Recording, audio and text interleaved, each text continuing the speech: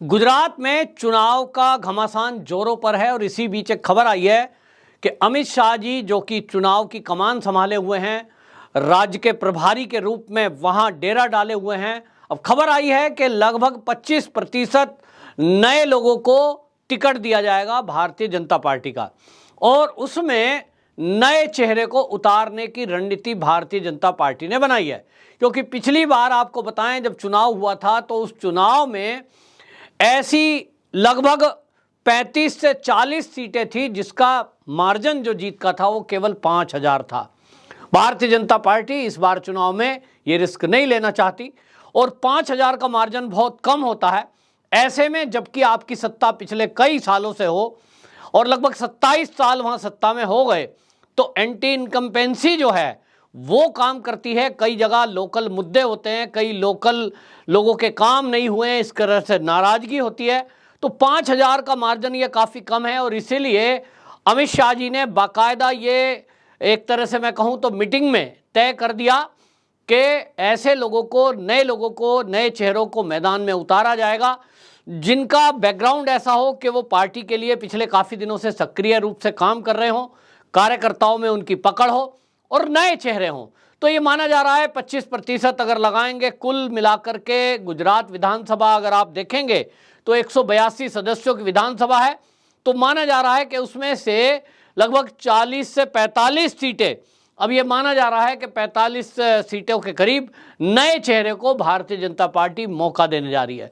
असल में आपको बताएं, जब भी ये प्रयोग रहा है कि नए लोगों को मौका दिया जाए, वो हमेशा वोटर के लिए तो अच्छा रहता है, वोटर के लिहाज से, लेकिन कई बार ये देखने में आता है कि जो पुराने कार्यकर्ता हैं, यानी जो पहले से वहाँ सिटिंग एमएलए हैं, कई बार वो नाराज हो जाते हैं और बहुत सारे कार्यकर्ता उनसे व्यक्तिगत जुड़ाव के कारण या तो सक्रिय नहीं होते, या तो वोट डालने नहीं जाते, और या तो नाराज हो जाते हैं।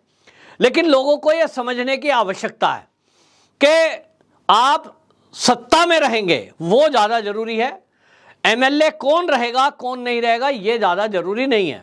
मैं इसका उदाहरण इस तरह से देता हूं, जैसे कि उत्तर प्रदेश में मेरे क्षेत्र से कौन विधायक है कौन नहीं विधायक है इसका बहुत ज़्यादा फर्क नहीं पड़ता। ज़्यादा से ज़्यादा क्या होगा, मेरा परिचय का यदि कोई विधायक है, वो इस बार विधायक यदि नहीं बना तो मेरे फोन करने से तुरंत काम नहीं होगा। इतना ही होगा कि मेरा परिचित नहीं है तो जरा एक बार फोन कर दिया परिचित को तो उसने सुन लिया, काम नोट हो गया, काम हो गया। लेकिन अगर परिचित नहीं है तो भी काम तो करेगा ही। ये बात अलग है कि एक बार फोन पे नहीं करेगा या किसी के रेफरेंस से करेगा, काम डिले हो सकता है, लेकिन ऐसा नहीं है कि जो नया आएगा वो काम नहीं करेगा। दूसरी बात, मैं उत्तर प्रदेश से हूं और उत्तर प्रदेश में यदि मेरे गांव के एरिया का, क्योंकि मेरठ जिले में मेरा गांव है और मैं गाजियाबाद रहता हूं, इन दोनों क्षेत्रों में यदि विधायक मेरा परिचित नहीं है या मेरे परिचित को टिकट नहीं दिया गया, इससे क्या फर्क पड़ता है। कोई भी हो, मेरे लिए जरूरी है कि वो भाजपा का अगर विधायक के लिए खड़ा है, मैं उसको जिताकर लोकसभा में भेजूं, क्योंकि मेरे लिए ये ज्यादा महत्वपूर्ण है कि मुख्यमंत्री कौन बने। तो मेरे लिए महत्वपूर्ण यह है कि मुख्यमंत्री उत्तर प्रदेश के योगी आदित्यनाथ बने, और इसलिए मेरी गुस्सा नाराजगी लोकल लेवल पर हो सकती है, लेकिन मैं उस नाराजगी को एक तरफ रखूंगा।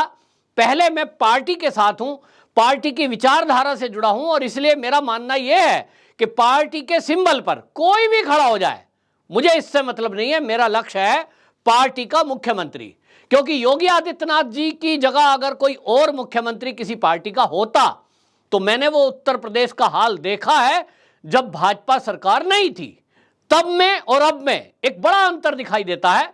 और आज मेरे क्षेत्र में जो लॉ एंड ऑर्डर की स्थिति है, जो मेरे क्षेत्र में आज जो जितने भी उल्टे सीधे काम करने वाले हैं उन पर नकेल कसी गई है, वो मेरा विधायक का उसमें रोल ज्यादा नहीं है।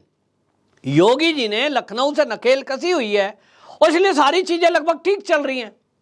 तो लोकल विधायक के हाथ में क्या है, नाली, खड़ंजे, सड़क, ये लाइट की व्यवस्था, इतना तब देखने की है, और ये सामूहिक काम है, ये हो ही जाते हैं।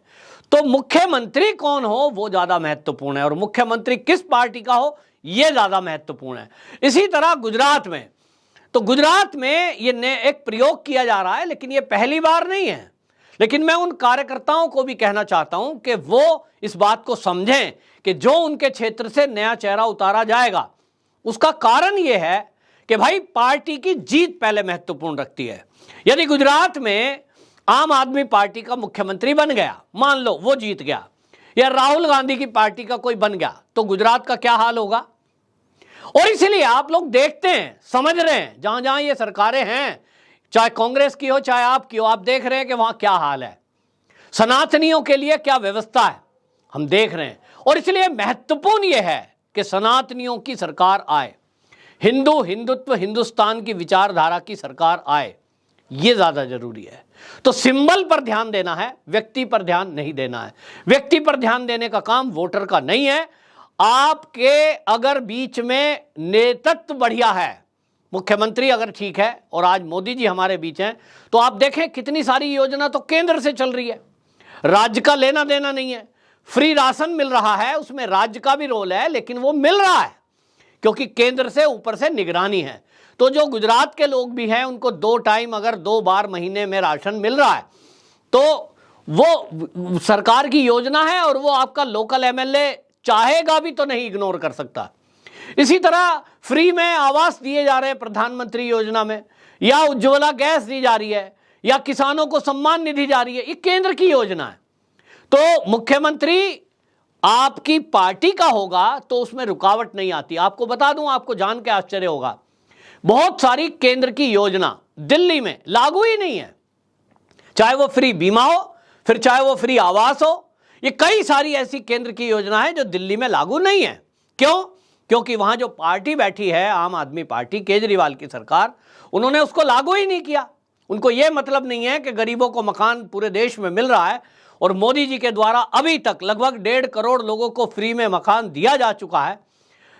तो ऐसे में सबको मकान मिल जाए, गरीबों का भला हो, जो झुग्गी झोपड़ी में रह रहे हैं उनका कल्याण हो, उससे मतलब नहीं है। इनको मतलब है कि हमारी सत्ता बनी रहे, हमारी जय जयकार होती रहे, मोदी की जय जयकार ना हो जाए। अब मोदी की जय जयकार में भला क्या है? गरीब को झोपड़ी से मतलब है, भूखे को पेट भरने से मतलब है। तो राशन पर भी अपनी मोहर लगा देना चाहते थे, और इसलिए बहुत सारी योजना रोकी हुई हैं। गुजरात में अगर सत्ता परिवर्तन हुआ बाय चांस, क्या होगा आप समझ नहीं सकते।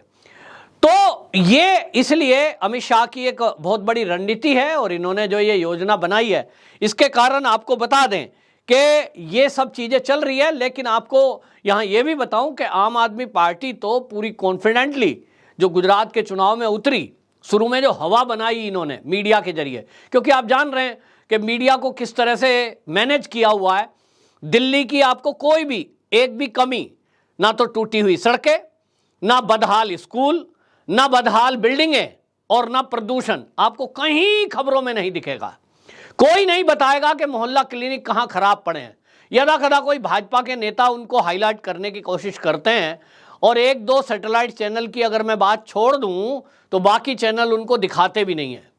अब उसके पीछे का क्या कारण हो सकता है वो आप अच्छी तरह समझते हैं, मुझे बताने की जरूरत नहीं है। लेकिन बात यह है कि इसी तरह उस मीडिया के सहारे गुजरात में शुरू में हवा बनाई गई, गुजरात में केजरीवाल की सरकार। और आप सोचिए किस तरह के लोग हैं कि उन्होंने ये तक कह दिया कि आईबी की रिपोर्ट है, उनका सर्वे हुआ है, मतलब कुछ भी नाम ले देंगे, और गुजरात में फ्री का जादू चल रहा है। ये कहने से पहले भूल गए कि वो गुजरात है। हालांकि कुछ लोग स्वार्थी हो सकते हैं, हर जगह स्वार्थी लोग हैं, तो ऐसा नहीं है कि गुजरात में भी स्वार्थी लोग नहीं हैं। कुछ लोग हैं जो पीछे लगे हुए हैं, मुर्दाबाद जिंदाबाद करने में लगे हुए हैं। तो वो जो लगे हुए हैं वो अपने स्वार्थ में है कि भाई चलो कोई घोषणा कर रहे हैं, शायद कुछ मिल ही जाए। लेकिन ज्यादातर आप देखेंगे अब देश का मूड बदल रहा है। देश के लोग अब ये कहने लगे हैं कि भैया हमें फ्री में नहीं चाहिए, हमें देश पहले चाहिए।